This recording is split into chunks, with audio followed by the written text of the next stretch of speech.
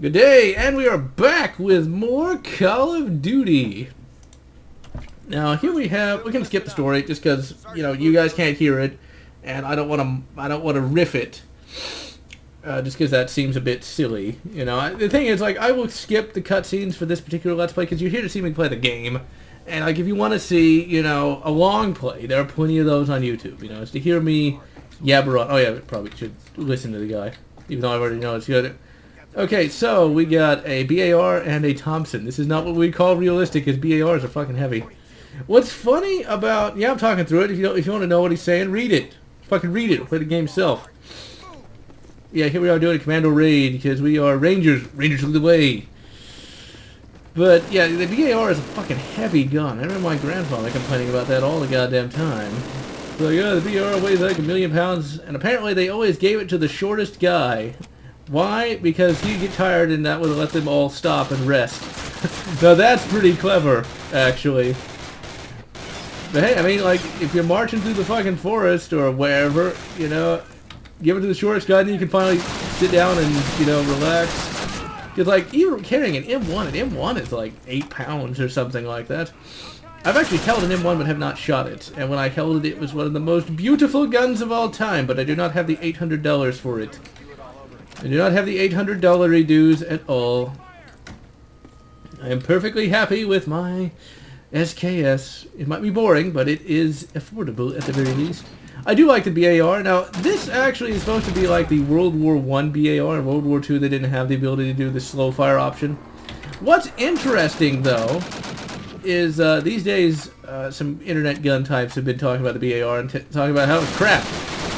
I don't know if it's crap or not. I'm not sure how true that is, because it just seems like on the internet everything is either super good or super crap. I don't know which, and to be perfectly honest, I don't really care until I actually shoot a BAR, which I'd love to do.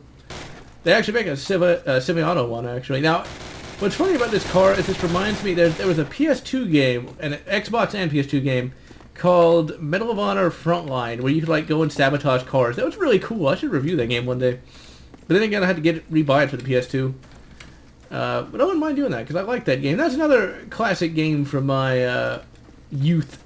And that was one that I enjoyed and played a considerable amount of. I remember wanting to play that really bad, actually, because there was an ad for it in Medal of Honor Allied Assault, in the jewel case. It's you can step into the boots of Jimmy Powell, but only on the PlayStation 2 and Xbox. God damn it. It's at the time I didn't have an Xbox. But then I got one for Christmas and was very happy. The very first Xbox game I played was literally the most generic game for the Xbox imaginable. Halo 1. Combat Evolved.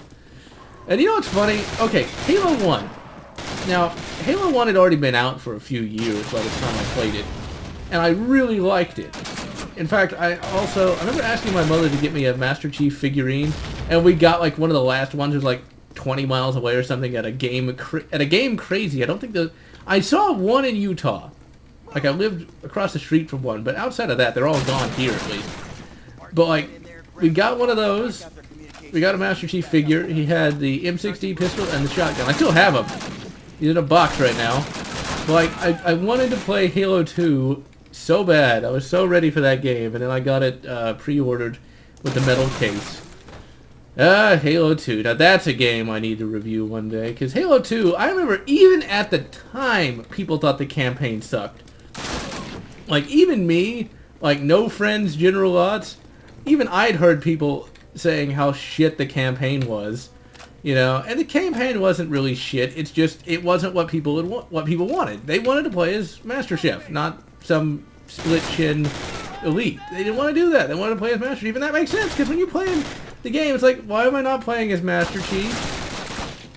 And it's I was ready for Halo 2. I wanted to play it so bad. I even bought the strategy guide. I find it funny. I always buy the strategy guide for games I really want to play, and then I never use it. I literally just never use it. But I enjoyed that game. Well, this guy's evil. He's got a fucking Nazi flag bedspread. Just Bob Evil. No, I don't know what the German form for Bob is. Gunter Evil, there we go. But anyway, now watch. Evil actually means something completely different in German. It might mean good or something. I don't know.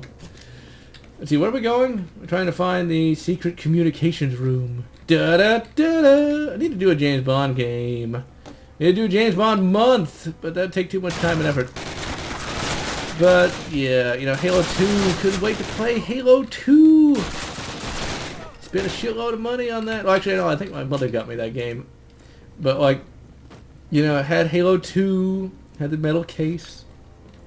I think I got, like, the comic. I don't know if a comic came out for that or Halo 3, I don't remember. Halo 3, I had to pay for that fucking game myself, though, by that point. It's like, you got a job, you gotta pay for it yourself. Shit. Yeah, well. That's how it goes, doesn't it? See, are those the enemy? They better be. But yeah, Halo 2, and then, like, the ending wasn't very good. I remember that. I remember beating Halo 2 right... I'm pretty sure I've mentioned this in plenty of Let's Plays, but you know what? Unless you guys have seen literally all of them, or you might even have forgot, I don't know, but it's like, I remember I had band practice that day, and I was like, oh, I gotta finish the game before I gotta go. And then I did, and... Because, like, when that game ended, it was the same kind of ending like Mass Effect 3. You're kind of shocked at the way it ended. And so it's like you're happy you finished the game, but it's like, it's one of the most... It's very, you don't know what to think when it happens. It's like, sir, finishing this fight. Like, what? Say, what? What are you talking... That's it? And then you had to wait till 2007. And Halo 3 was fucking awesome. Halo 3 is pretty good. Halo 3 I don't think is as good as Halo 1. I think the big problem is once these things become giant franchises, out goes the heart and soul, and in comes, we want money.